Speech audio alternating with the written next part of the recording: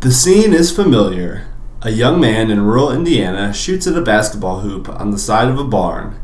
This is, after all, the essence of Hoosier basketball. The Milan Miracle of 1954, renowned as the epitome of small-town Hoosier hoops and immortalized forever in the movie Hoosiers, will forever stand as the defining monument to Indiana basketball. However, just one short year after the Milan Miracle, history would be made yet again.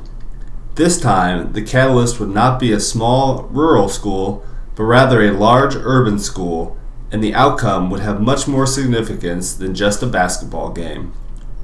11 years before Don Haskins would lead a Texas Western team with an all-black starting lineup to a collegiate national championship, an Indianapolis school would accomplish a similar feat on the high school level as Crispus Attucks High School would become the first all-black team in the nation to win a state championship. While lacking the recognition of Hoosiers or Glory Road, Crispus Attucks' state championship run may be the most noteworthy season in the storied history of Indiana high school basketball. Our story begins in the early 1920s on the near west side of Indianapolis.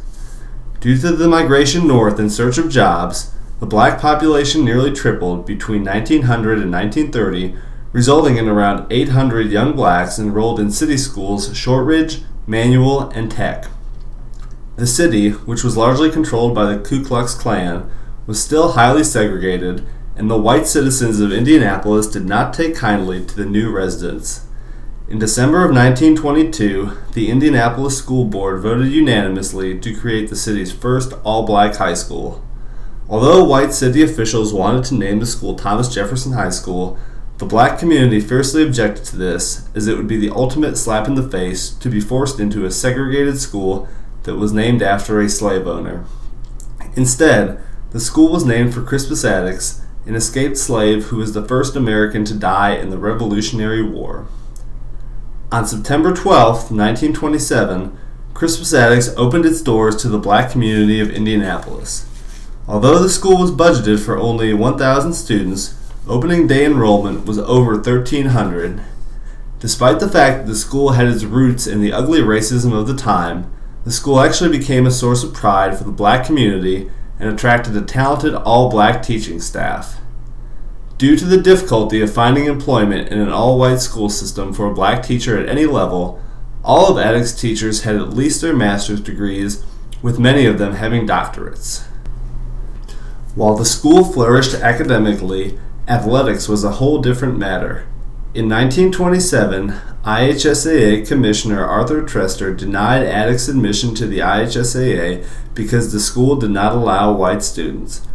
Although Attucks principal Russell Lane convinced Trester to allow Attucks to play regular season games against IHSAA opponents in 1933, most city schools would refuse to play Attucks, and so they would have to fill their schedule with Catholic schools, who were also excluded from the IHSAA, and rural schools, where they were a huge draw as well as a curiosity for many of the locals who had never before seen a colored person. Different individuals probably saw this from a different perspective. Mine was that we were always well received. I'm certain that in many cases, in some of the communities, we were the first dark faces that some residents had ever seen. I personally never remember one single incident that we experienced of rowdy fans or extra boisterous fans or any personal threats. Mr. Wofford, the athletic director, he would go down to the little small town first and let them know we would come and get everything set up.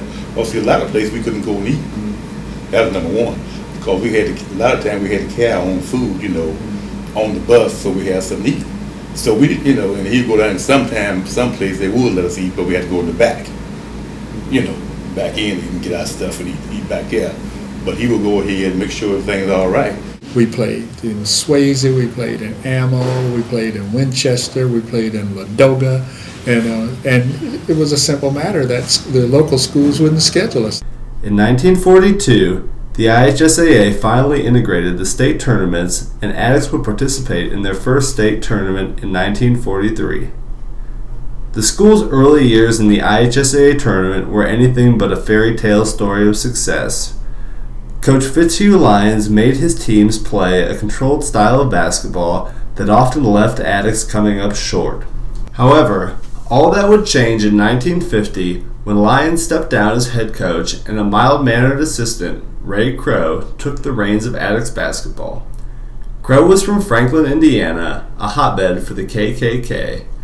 After becoming a standout basketball player at Whiteland High School, he went on to star at Indiana Central University, as well as finish in the top 10% of his class.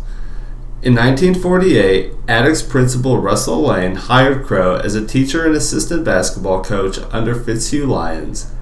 After serving 2 frustrating seasons under Lyons, Crow was named Attucks head basketball coach after Lyons stepped down.